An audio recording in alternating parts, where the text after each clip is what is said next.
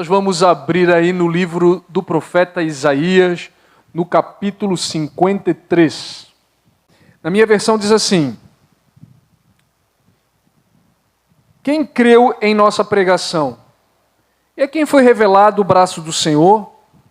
Porque foi subindo como renovo perante ele e como raiz de uma terra seca. Não tinha aparência, nem formosura. Olhámo-lo, mas nenhuma beleza havia que nos agradasse. Era desprezado e o mais rejeitado entre os homens, homem de dores, e que sabe o que é padecer. E como um de quem os homens esconde o rosto, era desprezado, e nele não fizemos caso. Certamente ele tomou sobre si as nossas enfermidades e as nossas dores levou sobre si. E nós o reputávamos por aflito, ferido de Deus e oprimido. Mas ele foi transpassado pelas nossas transgressões e moído pelas nossas iniquidades. O castigo que nos traz a paz estava sobre ele, e pelas suas pisaduras fomos sarados. Todos nós andávamos desgarrados como ovelhas, cada um se desviava pelo caminho, mas o Senhor fez cair sobre ele a iniquidade de todos. Ele foi oprimido e humilhado, mas não abriu a boca. Como cordeiro foi levado ao matadouro, e como ovelha muda perante os seus tosquiadores, ele não abriu a boca. Por juízo opressor foi arrebatado, e de sua linguagem, quem dela cogitou? Portanto, foi cortado da terra dos viventes, por causa da transgressão do meu povo, foi ele ferido. Designaram-lhe a sepultura como os perversos, mas com o rico esteve na sua morte, posto que nunca fez injustiça, nem dolo algum se achou em sua boca. Todavia, ao Senhor agradou moê-lo, fazendo-o enfermar, quando der ele a sua alma como oferta pelo pecado.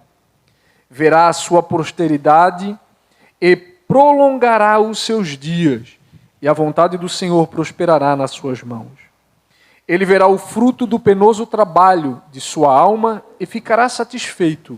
O meu servo, o justo, com o seu conhecimento justificará a muitos, porque a iniquidade deles levará sobre si.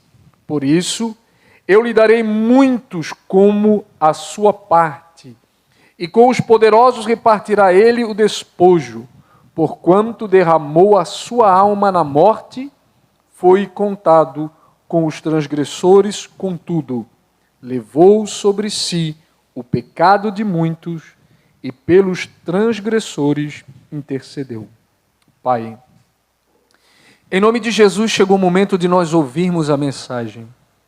Como servos humildes, coração disposto e reverenciado e voltado para Ti, te pedimos, Senhor, que Tu fale conosco, que o Teu Espírito possa trazer à nossa alma, ao nosso espírito, uma palavra de edificação.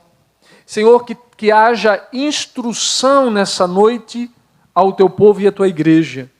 Espírito Santo, essa não é outra senão a casa de oração a que Tu é livre para operar. Esteja à vontade no nosso meio, porque somos a igreja do Senhor.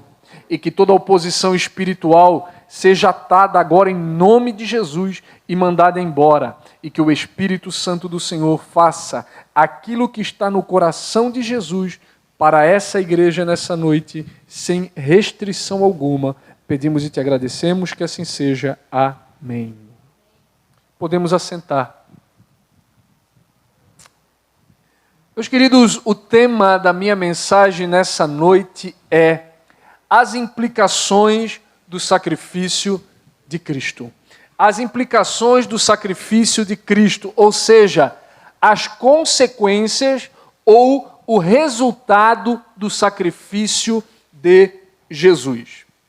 Quando nós falamos aí sobre a morte do Cordeiro, ou o sacrifício que o Cordeiro executou na cruz do Calvário, nós poderíamos começar a nossa reflexão pensando quais foram as implicações desse sacrifício.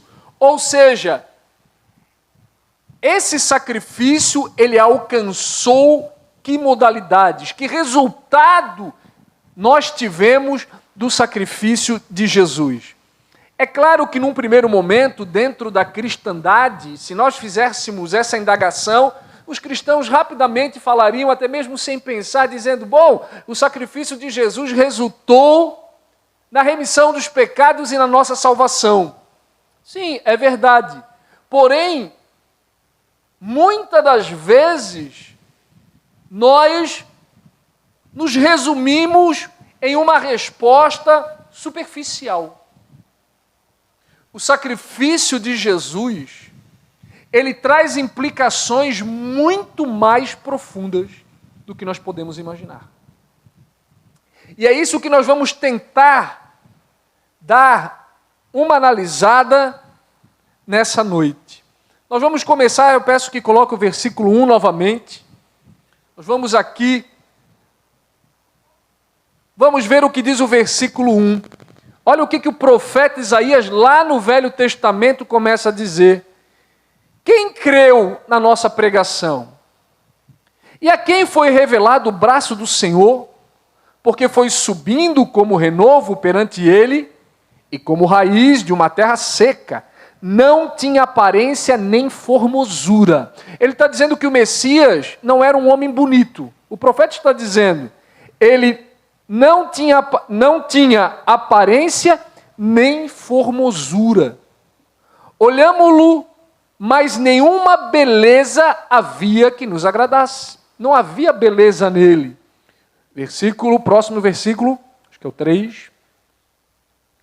Era desprezado e o mais rejeitado entre os homens, homem de dores e que sabe o que é padecer. E como um de quem os homens escondem o rosto, era desprezado e nele não fizemos caso. Muito bem. Agora nós vamos entrar no versículo 4. Preste muita atenção no que o profeta diz. Olha só. E certamente ele tomou sobre si as nossas enfermidades e as nossas dores levou sobre si. E nós o reputávamos por aflito, ferido de Deus e oprimido. É muito interessante porque quando nós falamos no sacrifício de Jesus na cruz, a primeira coisa que nos vem à mente é o quê? Ele levou sobre si os nossos pecados. Isso é uma verdade. Porém, para pensar, a forma com que o profeta Isaías profetizou sobre o Cristo, de que maneira que o profeta Isaías apresentou o Messias. Eu vou voltar no versículo 4, porque ele é importante. Olha o que ele diz. Certamente ele tomou sobre si o quê? Pode abrirem a boca e falarem, meus irmãos. O Cristo levou sobre si o quê? A primeira coisa que o profeta vai destacar, eu acho isso fantástico, eu estava lendo esse texto hoje à tarde e eu assim, gente, isso aqui é fantástico. O profeta não destacou primeiro o pecado. É claro que Jesus levou o pecado, e isso eu não vou nem discutir. Mas olha a forma que o profeta começa a explicar a coisa. E ele não faz isso por mera casualidade. O profeta vai realmente trazer a ideia da maneira que ela foi acontecendo. O Messias, lá na cruz, a primeira coisa que ele leva sobre si as nossas enfermidades e as nossas dores levou sobre si. A primeira coisa que o profeta destaca é justamente isso. Ele leva sobre si as nossas enfermidades. Ele leva sobre si as nossas dores. Mas se Cristo levou sobre si as nossas enfermidades, o cristão pode estar enfermo? Boa pergunta. Ele levou sobre ele as nossas dores. Ele levou sobre ele as nossas enfermidades. Vamos ao versículo 10. Depois nós voltamos aqui. Eu preciso fazer isso para que vocês entendam bem isso aqui. que essa mensagem não seja simplesmente mais uma mensagem que você vai ouvir nesse ano. Vamos ver se você vai pegar a chave, ou como diz o ditado popular, né, o pulo do gato. 10, vamos para o 10. Todavia, ele continua dizendo, o profeta continua explicando o que aconteceu com o Messias, o que o sacrifício do Messias resolveu. Todavia, ao Senhor agradou moê-lo, fazendo enfermar. Deus fez com que Jesus enfermasse na cruz. Repito o 10. Todavia ao Senhor agradou moê-lo, fazendo enfermar, quando der ele a sua alma como oferta pelo pecado.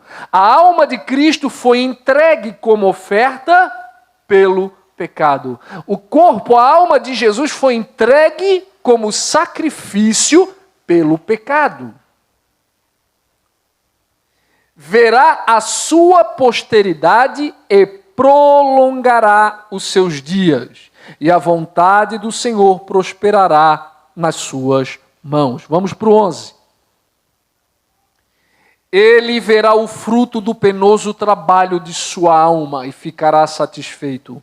O meu servo, o justo, com o seu conhecimento, justificará a muitos, porque as iniquidades deles levará sobre si.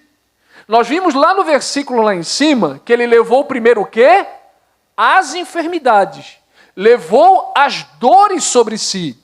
E o profeta vai dizer, olha, o sacrifício de Cristo, ele vai além. Ele leva muita coisa sobre si.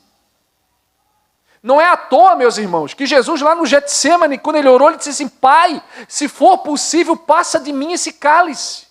Pai, se tiver um outro jeito de eu cumprir essa missão, me dá um outro caminho. Se for possível, faz de outro jeito, mas não seja feita a minha vontade, mas a tua. E a Bíblia diz que um anjo desceu do céu para consolar Jesus. Gente do céu, para pensar. Um anjo desceu do céu para consolar Jesus. A aflição dele não foi pouca coisa. E aqui está dizendo que ele levaria as iniquidades sobre si. 12. Por isso eu lhes darei muitos como a sua parte, e com os poderosos repartirá ele o despojo, porquanto derramou a sua alma na morte, foi contado com os transgressores, contudo levou. Novamente o verbo levar.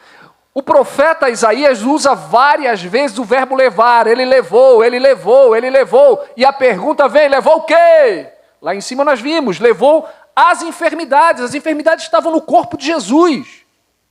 E o profeta continua dizendo, mas agora ele leva sobre si o pecado de muitos, e pelos transgressores intercedeu. Aí eu volto na minha pergunta inicial. O sacrifício de Cristo teve que implicações? Ele levou para a cruz muita coisa. Enfermidades, dores, as iniquidades e o pecado. Então agora eu vou resumir tudo. Levou as nossas enfermidades, as nossas dores, as nossas iniquidades e os nossos pecados. Por que eu estou batendo nessa tecla? Porque geralmente quando nós lemos o profeta Isaías, a gente só se detém no pecado. Levou o pecado, agora eu estou salvo e amém. Gente, a coisa vai além do que você possa imaginar. Vai além do que nós possamos imaginar. Agora vamos voltar, nós estamos no versículo 12, volta no 5. Agora eu preciso voltar lá no 5. Vamos para o 5.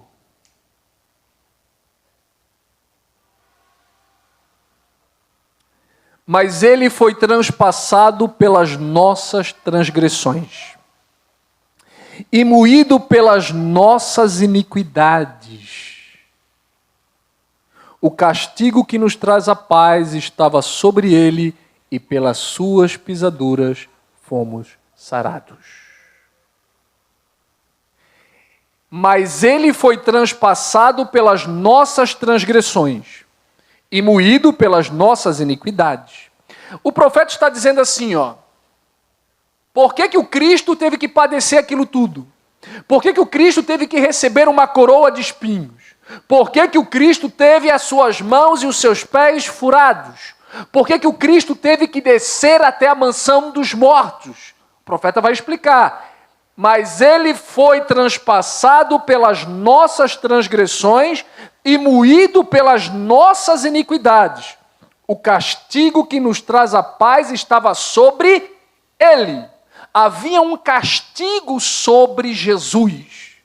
Que castigo é esse? O castigo que eu e você merecíamos. Isso aqui é pesado, meus irmãos. Estava sobre ele, o castigo que nos traz a paz estava sobre ele. Olha só o que ele está dizendo. E pelas suas pisaduras fomos sarados. Existem 3 informações importantes nesse versículo. E eu vou bater, porque como é que diz aquele velho ditado? Água mole em pedra dura, tanto bate até que fura. Nesse versículo há 3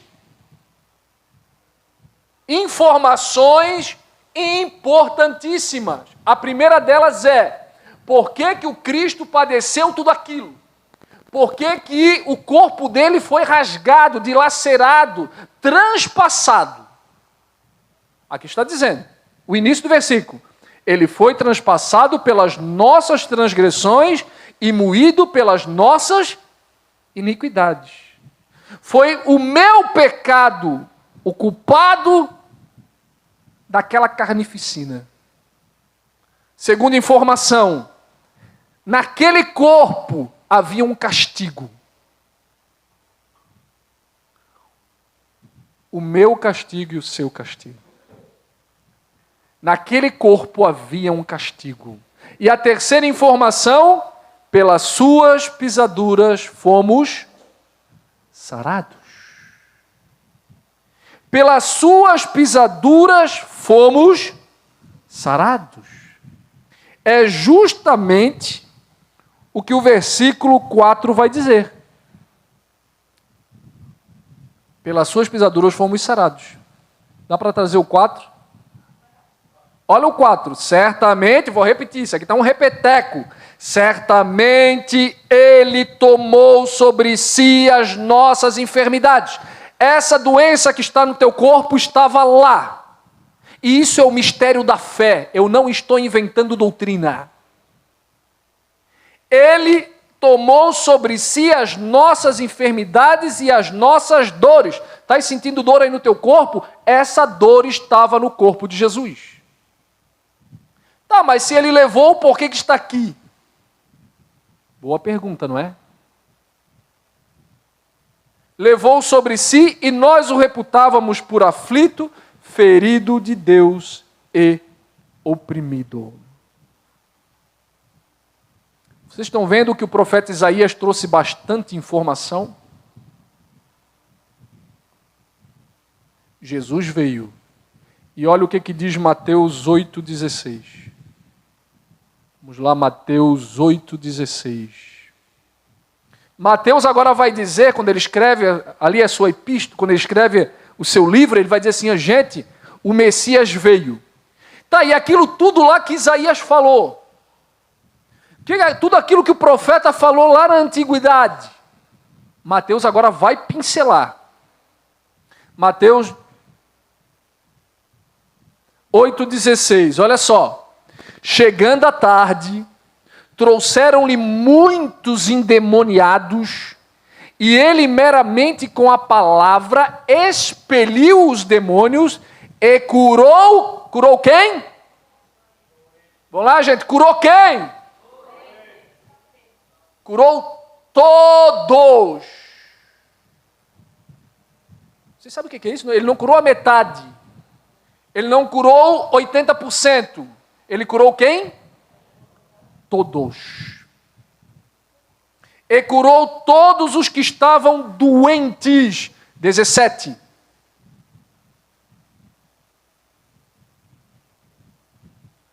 Por que ele expulsou todos os demônios e curou todos os enfermos? Olha o 17.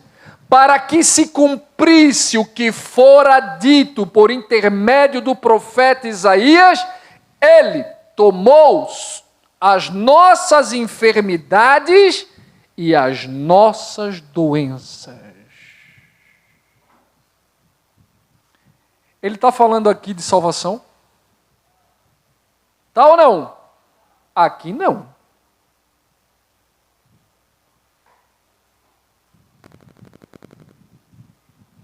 Trouxeram muitos endemoniados e muitos enfermos. E ele expulsou todos os demônios e curou todos os enfermos.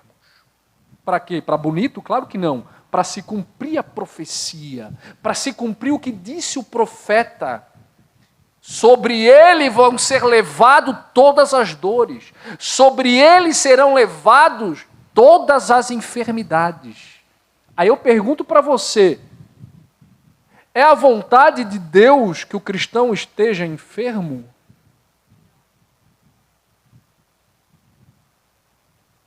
Meus irmãos, a coisa é complexa.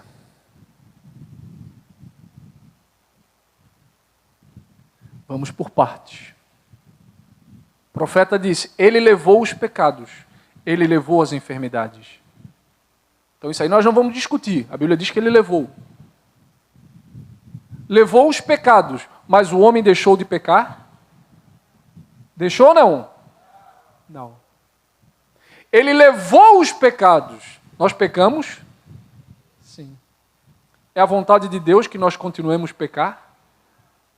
É a vontade de Deus? Ele levou as enfermidades. Mas o homem deixou de ficar doente? O cristão deixou de ficar doente? Não. Mas ele levou ou não levou? Levou. Então a primeira coisa que nós devemos é saber qual é a vontade de Deus. Porque tem pessoa que caminha na vida cristã e ela está perdida, é como se ela estivesse numa zona cinzenta, ela assim, eu não sei qual é a vontade de Deus. A primeira coisa para você avançar com eficiência é você ter claro assim, ó, qual é a vontade de Deus. É a mesma coisa quando você sai. Olha, eu vou lá numa pizzaria. Tá, mas essa pizzaria fica onde? Ó, é para lá. Tá, meu irmão, é para lá, tá, e a pessoa entra e vai para qualquer lugar, a coisa tem que estar clara. Porque senão tu vai sair rodando igual um pato. E na vida cristã não é diferente. Tem um monte de cristão batendo cabeça porque o cara está perdido. Ele não sabe assim, meu Deus, qual é a vontade de Deus? Então assim, ó, vamos colocar cada coisa no seu quadrado. Vamos botar cada pingo no seu is. O profeta disse, ele levou sobre si. A primeira coisa que o profeta nem começou a falar em pecado. O profeta começou a falar de quê? De enfermidade. Ele levou a enfermidade. Ele levou as dores. Aí mais lá abaixo o profeta disse, agora ele leva também o pecado, ele leva a iniquidade. Resumindo, ele levou 4 coisas. Dores, enfermidades, primeiro, e logo após, o quê? Pecados e iniquidades. Levou tudo. Essa é a primeira coisa que nós temos que entender. O primeiro pingo, o primeiro i, ele levou. Segundo pingo, ele levou, mas o homem não deixou de pecar e o homem não deixou de ficar doente. O fato do homem pecar não quer dizer que seja a vontade de Deus. O fato do cristão estar doente não quer dizer que isso seja a vontade de Deus. E é isso que nós temos que entender. Na quinta-feira eu preguei sobre posicionamento. E hoje eu volto a bater nessa tecla. Nós precisamos nos posicionar da maneira correta. Nós precisamos nos posicionar da forma eficiente. E qual é a forma eficiente? É eu me posicionar na vontade de Deus. Eu me posicionar na vontade de Deus. Por que eu estou falando tudo isso? Porque quando nós tratamos do sacrifício de Cristo, se Ele levou enfermidades e o pecado, beleza. Só que nós cristãos, quando nós falamos do sacrifício de Cristo na cruz, nós tratamos o pecado de uma forma e nós tratamos a doença de outra, sendo que Ele levou tudo. Foi um pacote só. Pum. Aí quando chega no pecado, a gente diz assim, ó, olha, Cristo levou o pecado? Sim. O homem é redimido pelo sangue que foi derramado lá na cruz? A gente diz sim. A gente nem discute. Aí quando a gente fala assim, ó, pelas pisaduras de Cristo fomos sarados. Aí o sim já é um pouco mais fraco. Sim. É a vontade de Deus me curar? Ah, não sei. Calma aí, gente, para tudo. O que Ele levou lá? Enfermidade e pecado. É a vontade de Deus que eu peque? Não, porque Ele levou lá. É a vontade de Deus que eu permaneça doente? Não. Ele está dizendo. Chegando à tarde, trouxeram-lhe muitos endemoniados, e ele meramente com a palavra expeliu os espíritos e curou todos os enfermos. Ele curou todos os enfermos. Nós temos que lidar com o pecado da mesma forma que nós lidamos. Nós temos que lidar com a doença da mesma forma que nós lidamos com o pecado. Como assim? Ah, missionário, não estou entendendo nada, isso aí está uma bagunça. O que eu quero dizer é, nós não temos dúvida nenhuma quando nós falamos que o sacrifício de Cristo quer redimir o pecado. Mas quando eu digo assim, ó, o sacrifício de Jesus levou a enfermidade e não é a vontade de Deus para mim a enfermidade, a gente já fica assim, será? A gente ora assim, Senhor, se for da tua vontade, cura essa pessoa. Vamos trazer aqui 3 assuntos. Quando nós vamos evangelizar alguém, a irmã vai ser o manequim aqui, fica aqui, ó. Nós vamos evangelizar alguém. Quando nós pregamos a palavra de Deus para alguém, nós temos dúvida que Deus quer salvar aquela pessoa? Temos ou não? Por quê? Porque a Bíblia diz que ele levou os pecados. Nós não temos dúvida. Se a pessoa está endemoniada, nós temos dúvida se é a vontade de Deus que aquele demônio saia? A gente diz assim, não, é a vontade de Deus que o demônio saia. Aí se a pessoa está doente, eu vou orar por ela. É a vontade de Deus que essa pessoa seja curada ou não? Mas às vezes a gente diz assim, será? A gente fala assim, Senhor, se for da tua vontade, se for da tua vontade. Calma aí, gente. Então quer dizer que a gente lida com o pecado de uma forma, a gente não tem dúvida. Para expulsar o demônio, a gente não tem dúvida. Daí quando chega na hora da cura, a gente diz, ó, Senhor, se for da tua vontade. Se for da tua vontade, cura. Gente, vamos se posicionar na cruz. Se a Bíblia diz que Ele levou, eu posso até estar doente, até estar sentindo, mas essa não é a vontade de Deus. E você tem que se posicionar contra a doença e dizer, tu não és a vontade de Deus para mim. Tá, mas se Cristo levou, por que a pessoa está doente? A mesma coisa eu vou te perguntar. Se Ele levou os pecados, a iniquidade, por que você peca? Uma pergunta responde a outra. O fato dele levar não significa que ele anulou, aniquilou. Quando ele voltar, sim, tudo será aniquilado de uma vez por todas. Mas enquanto nós estivermos por aqui, ele fez. E agora nós temos o quê? Nos posicionar. Ele quer te curar, sim. Obrigado, irmão.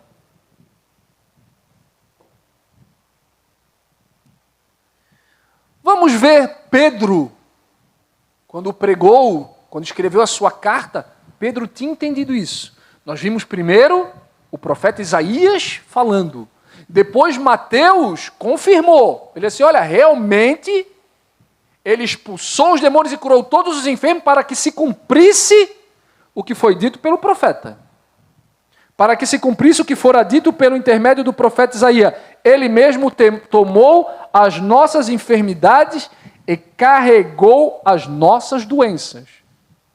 Aí eu digo, aqui, pelo menos Mateus não está falando de salvação. Mateus aqui nesse versículo, ele está falando de quê? De cura das enfermidades. Mas vamos ver o que diz 1 Pedro 2,24. Olha o que Pedro fala. 1 Pedro 2,24. Pedro vai seguir essa lógica que nós estamos estudando nessa noite. Olha o que Pedro diz. Carregando ele mesmo em seu corpo, sobre o madeiro, os nossos pecados. Então ele vai repetir o que o profeta disse. Ele carregou sobre ele o quê? Os nossos pecados. Ele carregou, mas você continua pecando? Tá, mas que negócio é esse? O pecado não está lá? Não foi carregado? O pecado foi. Mas o fato do pecado ter sido carregado não quer dizer que você não peque. Os nossos pecados, para que nós, mortos para os pecados, vivamos para a justiça. Por suas chagas fomos sarados. Ele está falando de duas coisas na mesma modalidade. Ele levou os pecados para que fôssemos justos e pela pisadura dele nós fomos o quê? Sarados. Pelas pisaduras de Jesus fomos sarados. E aí que está a questão. Nós temos que nos posicionar. Mas como que eu me posiciono? Ele levou os pecados, mas eu continuo pecando. E o que eu faço agora? Eu tenho que me posicionar. E como que eu me posiciono em relação ao pecado? Arrependimento. Esse é o posicionamento, arrependimento. Essa parte é mais complicada de nós lidarmos, não é verdade, irmãos? É bastante desconfortável, eu sei. É quando nós falamos da parte da cura divina, da prosperidade, da bênção, da vitória. É um assunto mais simples e mais agradável de se falar. Agora, quando nós falamos do posicionamento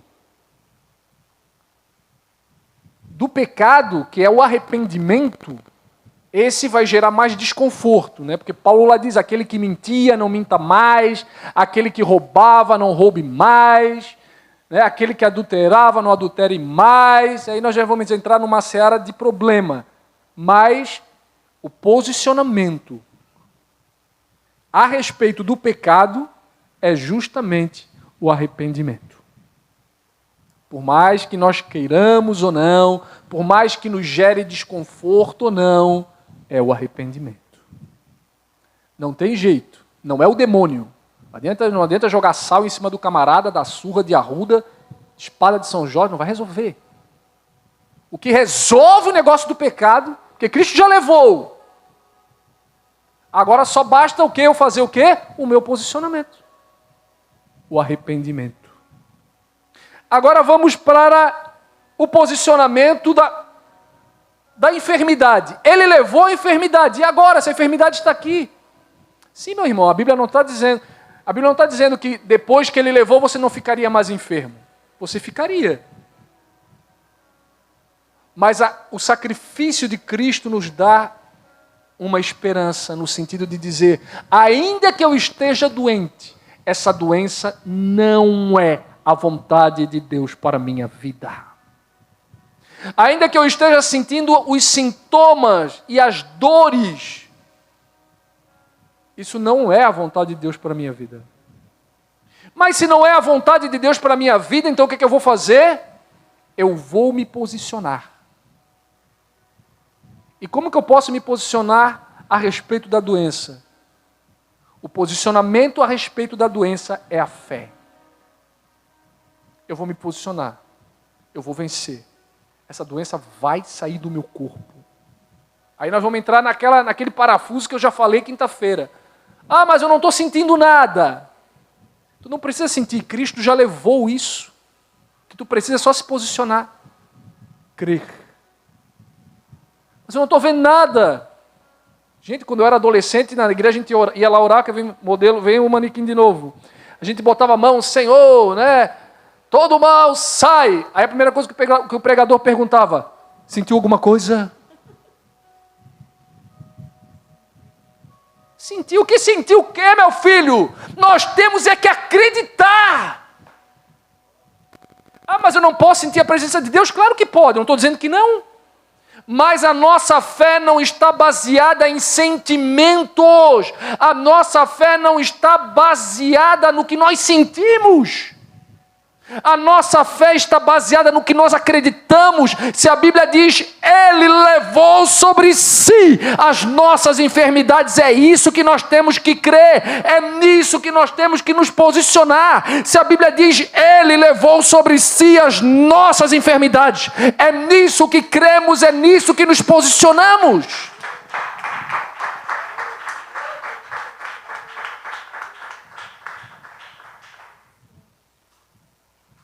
É preciso posicionamento. Porque se você tiver claro que isso não é a vontade de Deus para a tua vida, é meio caminho andado. É meio caminho andado.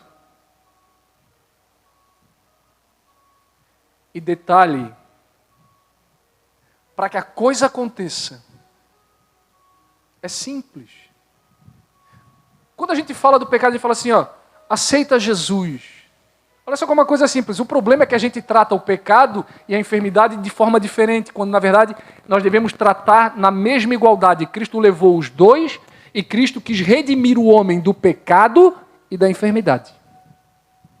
Aí nós, pela nossa ignorância, nós tratamos o pecado de um jeito e a enfermidade de outra. Aí a gente chega e fala assim, ó, para o pecador, aceita Jesus agora e serão perdoados os teus pecados. A gente crê nisso ou não? Acreditamos ou não? Aí a pessoa, sim, Senhor, entra na minha vida. A gente, glória a Deus. A gente não tem dúvida. Ou quando a pessoa peca, a pessoa fala, Senhor, me perdoa, eu pequei. Nós cremos que o Senhor vai perdoar? Sim. Aí quando chega na hora da cura, a gente vai orar, não, tem que sentir, tem que vir um anjo, tem que descer, tem que vir a carruagem de fogo. Não, é tão simples quanto quando nós tratamos com o pecado. Aqui, meus irmãos, é o que é chamado a teoria da substituição. Que teoria é essa? Cristo estava na cruz, mas quem deveria estar lá era você. A enfermidade estava sobre Cristo. A iniquidade estava sobre Ele. Ele tomou o meu lugar. Então, se Ele tomou o meu lugar, essa enfermidade tem que sair. Se Ele levou, não é a vontade dEle que ela esteja comigo. Então eu vou me posicionar do lado de Cristo. Eu vou me posicionar do lado da fé. Aí vem o diabo e diz, mas tu estás sentindo a dor. Eu estou sentindo a dor, mas a vontade de Deus é que eu seja curado. Eu estou sentindo a dor, mas eu me posiciono do lado da cruz. Porque a minha fé não é pelo que eu estou sentindo. Posso estar sentindo a dor, mas eu me posiciono naquilo que eu creio. É complexo isso aqui, não é? Ou é simples demais? O cristão se posiciona do lado da cruz. O muçulmano, tudo bem que se posicione do lado do Alcorão. O budismo que se posicione diante dos Vedas. Mas o cristão se posiciona do lado da cruz.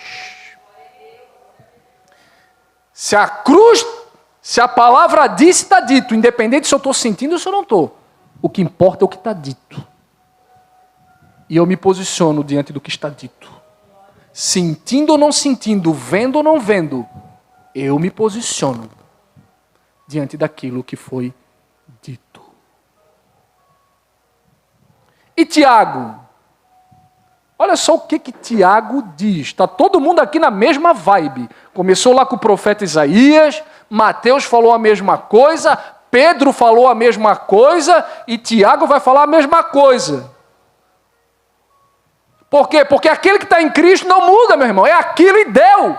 Não tem palhaçada, não tem inventação. É aquilo e deu e ninguém muda. Vamos ver o que diz Tiago. Tiago 5, 14 e 15. Tiago 5, 14 e 15. Olha só o que Tiago diz. Se está alguém entre vós doente, está alguém entre vós doente? Primeira coisa que ele pergunta, está alguém aí doente? Certo? Ele pergunta, está alguém doente? Chame os presbíteros da igreja e estes façam oração sobre ele. Ore pelo enfermo, ungindo com óleo, em nome do Senhor. E a oração da fé salvará o enfermo. Agora ele está falando de salvação. Ele está dizendo assim, ó, essa oração é tão forte, né? Tem gente que gosta de vir na igreja assim, ó, hoje tem oração forte. Lá na igreja que eu congregava, tinha uma senhorinha que ia, ela não era da igreja, mas ela vinha, na terça-feira ela dizia, hoje tem oração forte. Sim, querida, toda oração com fé é forte. Mas na terça a gente dava assim, aqueles gritos um pouquinho mais fortes, né? Então ela achava que a força estava no grito. Não. É porque as pessoas confundem as coisas, né? Mas olha o que Tiago está dizendo. Está alguém entre vós doente, chame os presbíteros da igreja e estes façam oração sobre ele, ungindo-o com óleo em nome do Senhor. E a oração da fé, ou como alguns chamam aí, a oração forte, a oração da fé salvará o enfermo e o Senhor o levantará. E se houver cometido pecado, lhe serão perdoados. Ele está tratando pecado e doença da mesma categoria. A oração vai limpar tudo. Não tem esse negócio, não. Ele quer realmente libertar do pecado, mas quando chega para a enfermidade, assim, não sei se é a vontade do Senhor. Claro que é. É a vontade do Senhor. Ele diz, está alguém enfermo? Chame os presbíteros e unge-um com óleo. E a oração da fé salvará o enfermo. E o Senhor o levantará. E se houver cometido pecado, lhe serão perdoados. A oração até perdoa pecado. Vocês lembram que eu preguei na quinta-feira, quando desceram o paralítico lá naquela casa? Jesus falou assim, homem, perdoados são os teus pecados.